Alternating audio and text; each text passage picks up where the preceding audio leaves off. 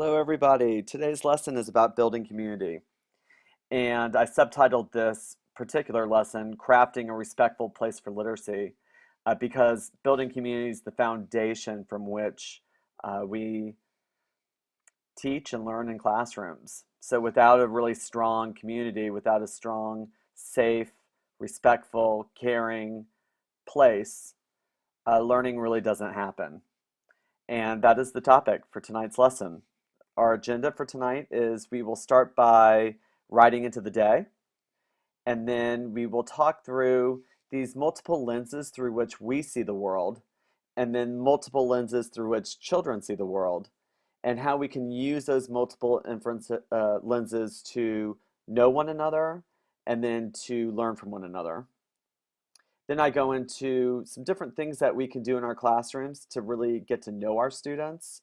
Knowing them builds a foundation for us to match them with topics to write about, match them with books to read about, and to just know who they are as human beings so we know how to respond to our individual students within our classrooms. Uh, I talk about writing our ways into a community and give you a couple different strategies or exercises to build writing into community building. And then finally, we reflect out of the lesson. So let's begin by writing into the day. I found this quote I think really encapsulates the importance of community. It's by Margaret Mead. Never doubt that a small group of thoughtful, committed citizens can change the world. Indeed, it's the only thing that ever has. So I want you just to center yourself and just kind of take 5, 10 minutes, pause the video, and I want you to write it into your day. Maybe fill up a page in your day book, maybe maybe 2 pages. But I just want you to really take the time out. I know a lot of people might be tempted to skip over this part, but I really urge you not to just pause, set a little timer for yourself, and just commit something to a page. It can be a reaction to this quote. It can be a description of your day. It can be a to-do list. Just something that gets you putting your pen on the paper. 2 rules: don't let your pen leave your paper. And 2, just write whatever comes to your mind. Okay, so go ahead and pause the video now and then come back in 10 minutes. Okay, you should be back. I want to talk first about the lenses through which we view the world, each of us individually. And I start with this because I think in order to build community, we need to know who the individuals are within a community, and we need to know what kinds of lenses they see the world. Um, so if you think of different categories that kind of apply to you, or different categories that people impose on us, um, depending on where we stand within those categories, we might have different views about the world. So our race and ethnicity might play a role in how we experience the world or how we see it. Same with socioeconomic status. Same with the language that we speak or the gender of who we are.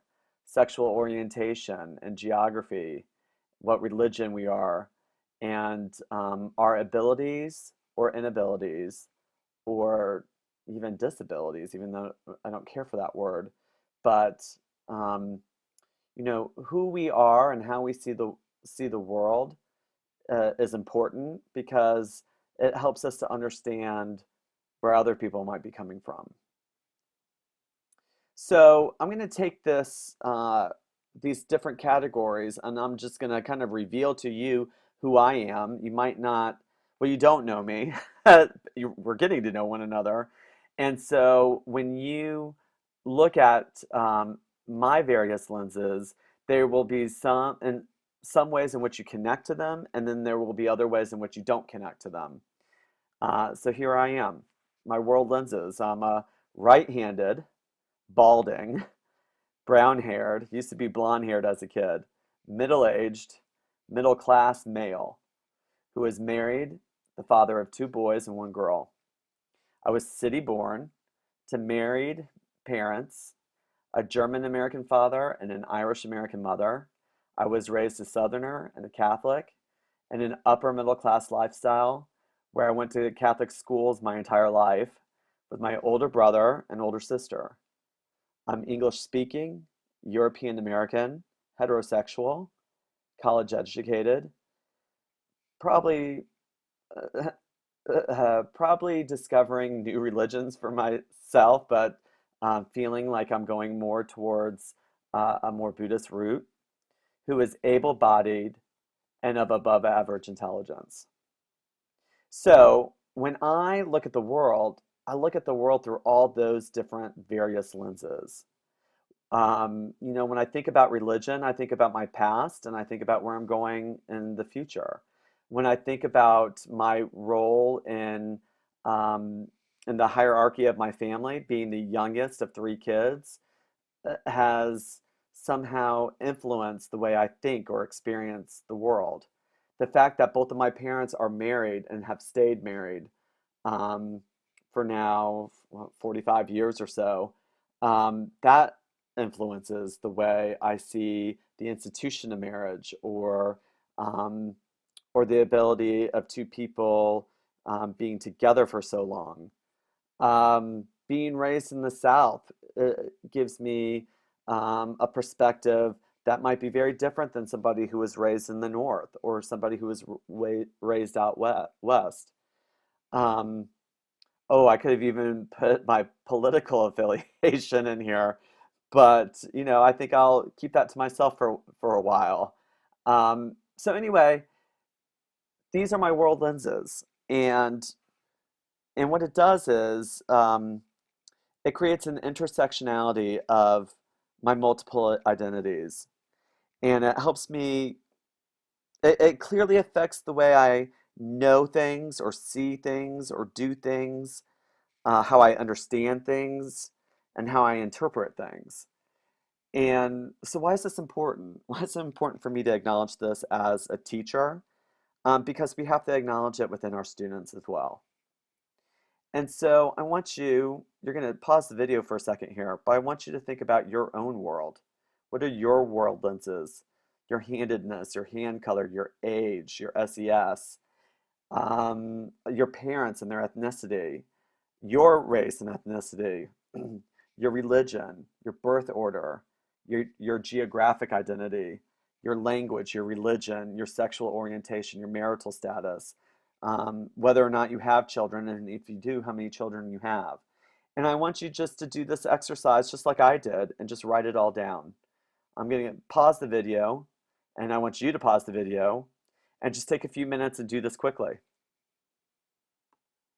All right.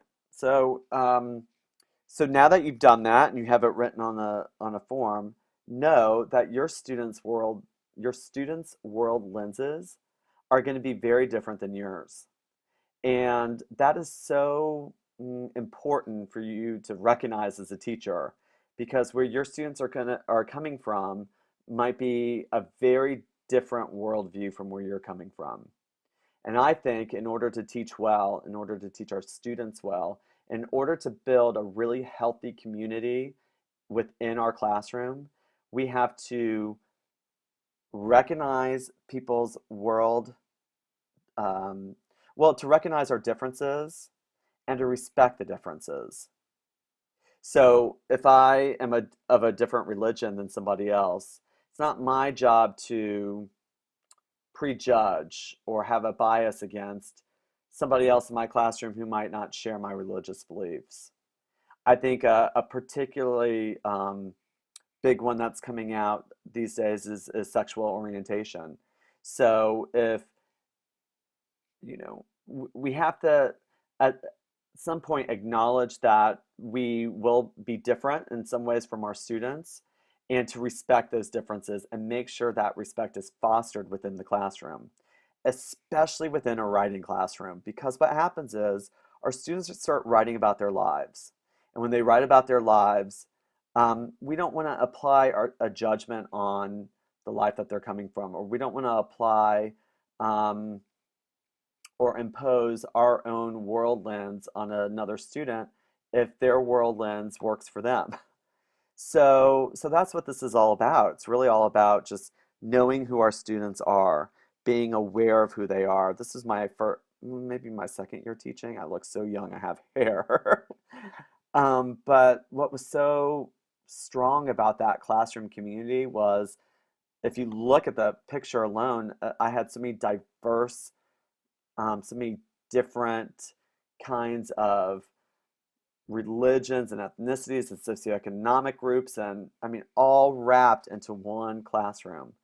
And our ability to get together and to come together and to honor and respect the differences made a big difference in whether or not kids were willing to share in the classroom and whether or not they were willing to write about their lives. So I have a couple exercises for you to try out, especially towards the beginning of the school year. One is knowing your students. So I'm going to um, really suggest you make a list, create a two-column chart, and make a list. And on your left-hand side, write the names of all your students.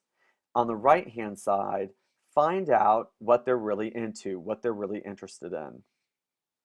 Sometimes I do this exercise with teachers in the middle of the year. I'll say, okay, you've known your students now for a few months. I want you to make a list of your students' names on the left-hand column.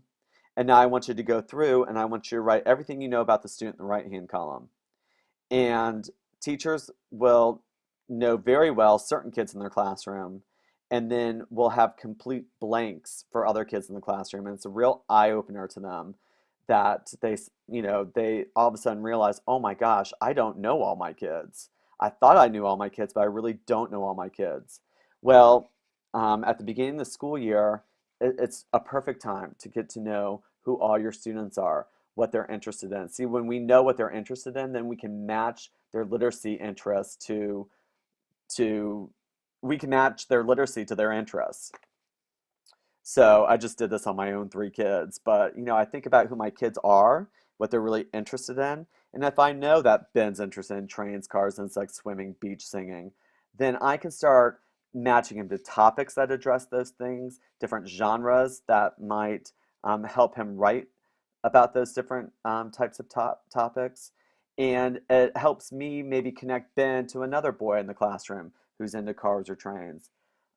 So just, having all that information about our students really informs us as teachers and helps us make the connections not only between us and the student, but amongst students in the classroom.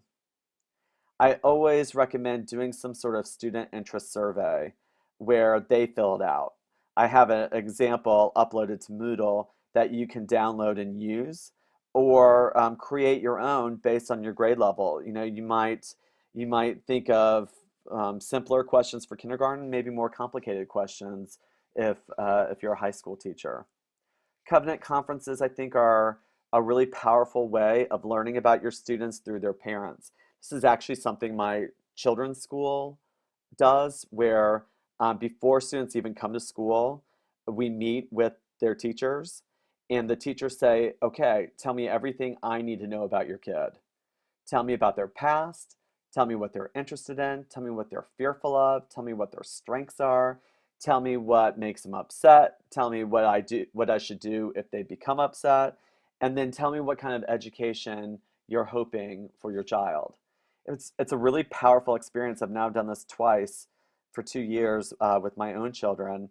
And each time I come away feeling that I have a voice in who my student is, and I get to kind of tell the teacher who my child is without other people prejudging my student for me. I remember one time having this experience where I was about to get a group of students in, and I think I was teaching third grade at the time. The second grade teacher came up to me and she goes, "Oh my gosh, you have so and so and so and so and so. She's super annoying. He's a pain." Blah, blah.